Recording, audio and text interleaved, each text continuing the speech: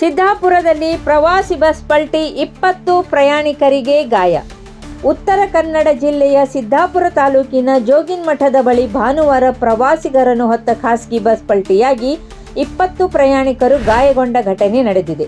ಮಾಹಿತಿ ಪ್ರಕಾರ ತುಮಕೂರಿನ ಮನುಪ್ರಸಾದ್ ಚಾಲನೆ ಮಾಡುತ್ತಿದ್ದ ಖಾಸಗಿ ಬಸ್ಸಿನಲ್ಲಿ ಚಿಕ್ಕಬಳ್ಳಾಪುರದ ಪ್ರವಾಸಿಗರ ತಂಡ ಪ್ರಯಾಣಿಸುತ್ತಿತ್ತು. ಇವರು ಸಿಗಂದೂರಿನಲ್ಲಿ ದೇವಿ ದರ್ಶನ ಮುಗಿಸಿ ಜೋಗ ಜಲಪಾತ ವೀಕ್ಷಣೆ ಮಾಡಿದ ಬಳಿಕ ವಡನ್ಬೇಲಿನ ಬಳೆ ಪದ್ಮಾವತಿ ಅಮ್ಮನ ದೇವಾಲಯಕ್ಕೆ ತೆರಳುವ ಮಾರ್ಗದಲ್ಲಿದ್ದರು. ಈ ವೇಳೆ ತಾಳಗುಪ್ಪ ಹೊನ್ನಾವರ ರಾಜ್ಯ ಹೆದ್ದಾರಿಯ ಜೋಗಿನಮಠದ ತಿರುವಿನಲ್ಲಿ ಬಸ್ಸಿನ ಬ್ರೇಕ್ ಕೈತಪ್ಪಿ ನಿಯಂತ್ರಣ ತಪ್ಪಿ ಎಡಮಗ್ಗುಲಾಗಿ ಪಲ್ಟಿಯಾಗಿದೆ.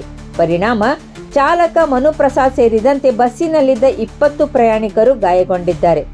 ಚಿಕ್ಕಬಳ್ಳಾಪುರ ಮೂಲದ ಪ್ರಯಾಣಿಕ ಅಶ್ವಥಪ್ಪ ಮನೆಗಾರ್ ಅವರ ಪ್ರಕಾರ ಬಸ್ ಅತಿ ವೇಗದಲ್ಲಿ ಚಲಿಸಿದ ಕಾರಣದಿಂದಲೇ ಅಪಘಾತ ಸಂಭವಿಸಿದೆ ಎಂದು ಆರೋಪಿಸಿದ್ದಾರೆ. ಈ ಕುರಿತು ಅವರು ಸಿದ್ದಾಪುರ ಪೊಲೀಸ್ ಠಾಣೆಯಲ್ಲಿ ಚಾಲಕನ ವಿರುದ್ಧ ಪ್ರಕರಣ ದಾಖಲಿಸಿದ್ದಾರೆ. ಗಾಯಗೊಂಡವರನ್ನು ತಕ್ಷಣ ಸಿದ್ದಾಪುರ ಸರ್ಕಾರಿ ಆಸ್ಪತ್ರೆಗೆ ದಾಖಲಿಸಲಾಗಿದ್ದು, ಕೆಲವು ಮಂದಿಗೆ ಸಣ್ಣ ಪುಟ್ಟ ಗಾಯಗಳಾಗಿವೆ ಎಂದು ತಿಳಿದು ಬಂದಿದೆ.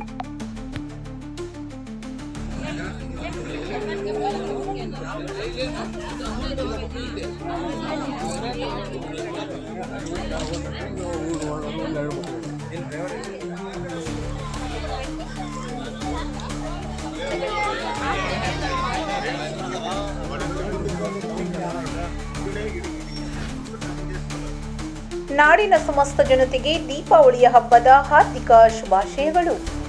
ದಾಂಡೇಲಿಯ ವೆಸ್ಟ್ ಕೋಸ್ಟ್ ಪೇಪರ್ ಮಿಲ್ ವತಿಯಿಂದ ನಾಡಿನ ಸಮಸ್ತ ಜನತೆಗೆ ದೀಪಗಳ ಹಬ್ಬ ದೀಪಾವಳಿಯ ಹಬ್ಬದ ಹಾರ್ದಿಕ ಶುಭಾಶಯಗಳು.